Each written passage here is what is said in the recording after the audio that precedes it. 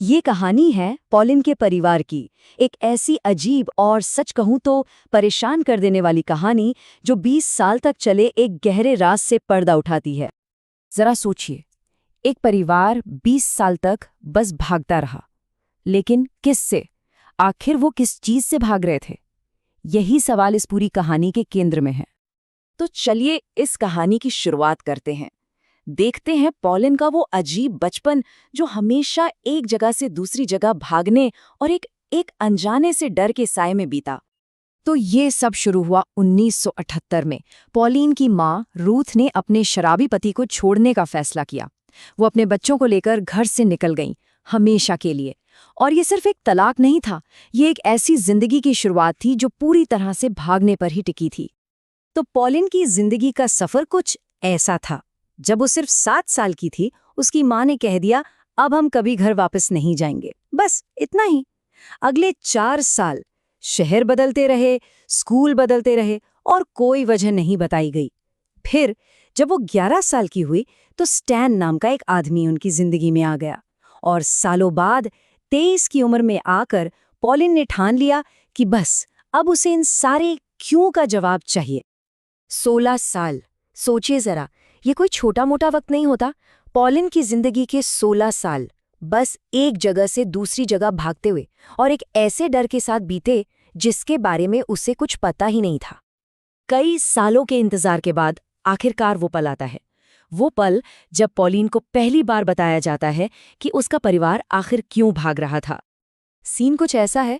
Pollen की माँ Ruth उसे एक सुनसान से मोटेल में बुलाती है और वादा करती है कि आज 20 साल की चुप्पी के बाद उसके हर सवाल का जवाब मिलेगा। आप सोच सकते हैं कि उस कमरे में कितनी बेचैनी और कितनी उम्मीद एक साथ घुली होगी। और फिर जवाब मिलता है।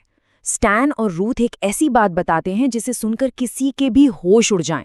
वो कहते हैं, माफिया हमारे पूरे परिवार को मारना चाहता है। यही वजह थी 20 साल तक छिपने की, भागने की। अच्छा, तो कहानी कुछ यूं बताई गई। स्टैन ने किसी गैंगस्टर को एक बहुत ताकतवर माफिया से बचने में मदद की थी। अब माफिया ने बदला लेने के लिए उस गैंगस्टर को तो मार डाला, पर अब वो स्टैन के पीछे पड़ गए थे। और तो और कहानी में ये भी जोड़ा गया कि पॉलिन के अपने पिता भी किसी दूसरी गैंग का हिस्सा थे। और स्टैन, वो अपने सीक्रेट सर्विस के कॉन्टैक्ट से इन सबको इतने सालों से बचा रहा था। कहानी तो काफी फिल्मी लग रही थी, है ना? और अब पॉलिन के बचपन की सारी अजीबोगरीब बातें अचानक से समझ आने लगी। मतलब सोचिए, वो अच्छा खासा खाना जो फेंक दिया जाता था, अरे उसमें तो जहर मिला हो सकता था। वो रातों रात पहाड़ों पर भागना, वो इसलिए क्योंकि घर पर खतरा था। और वो पैरों में प्लास्टिक पहनकर घूमना, जाहिर है फर्श पर जहरीला केमिकल फैला था। इस एक माफिया की कहानी ने हर उस बेतुकी याद को एक मतलब दे दिया था, एक वजह दे दी थी। लेकिन कहानी यहाँ खत्म नहीं होती। अब कहानी का रुख पॉलिन की तरफ मुड़ता है, क्योंकि उसके मन में अब शक के बीज पनपने लगे थे और उसने फैसला किया कि सच का पता वो खुद लगाएगी। मतलब इतनी बड़ी, इतनी फिल्मी कहानी, क्या ये सच हो सकती है? यही सवाल पॉलिन को अंदर ही अंदर परेशान करने लगा। और इसी एक सवाल से कहानी ने एक बिल्कुल नया मोड़ ले लिया। सच को जानने की ये धुन उस पर इस कदर सवार हुई कि पॉलिन ने अपनी नौकरी छोड़ दी, अपना रिश्ता खत्म कर लिया और अपनी पूरी जिंदगी बस एक ही मकसद के नाम कर दी, उस कहानी की तह तक पहुंचना जिसने उसकी पूरी पहचान ही छीन ली थी। तो अब पॉलिन ने एक प्लान बनाया, एक तरह का स्टिंग ऑपरेशन। उसने अपनी माँ को फोन किया और एकदम घबराई हुई आवाज में कहा कि कोई सुरंग खोदकर उसके घर में घुस आया है। ये स्टैन की कहानी को टेस्ट करने का एक सीधा सा तरीका था। और जो जवाब मिला वो हैरान करने वाला था। स्टैन ने फौरन कहा, हाँ, हमें पता चला है, पुलिस ने 2 आदमियों को गिरफ्तार किया है जो तुम्हारे घर में घुसने की कोशिश कर रहे थे। उनके पास तुम्हारी फोटो भी थी। लेकिन पॉलिन का जवाब सीधा था, कोई नहीं घुसा था, सब कुछ ठीक है, मैं तो बस झूठ बोल रही थी तुम्हें परखने के लिए। और बस इसी एक पल में स्टैन की 20 साल पुरानी कहानी ताश के पत्तों की तरह ढहने लगी। तो अब हम कहानी के सबसे चौंकाने वाले हिस्से पर आते हैं, वो खुलासा जो इस परिवार के 20 साल के दर्द को एक बिल्कुल ही अलग नजरिए से दिखाता है। पॉलिन ने अब स्टैन की बैकग्राउंड की जांच पड़ताल शुरू की और जानते हैं क्या मिला? कुछ भी नहीं, ना कोई क्रिमिनल रिकॉर्ड, ना माफिया से कोई कनेक्शन, ना ही सीक्रेट सर्विस से कोई वास्ता। स्टैन एक बिल्कुल आम आदमी था। अब तो सवाल और भी बड़ा हो गया था, अगर वो आम था तो फिर ये सब क्यों? और इस पूरी पहेली का जवाब एक साइकोलॉजिस्ट ने दिया। स्टैन को डिल्यूजनल डिसऑर्डर नाम की एक मानसिक बीमारी थी। इसका सीधा सा मतलब ये है कि वो एक ऐसी झूठी दुनिया को ही अपनी असली दुनिया मानकर जी रहा था।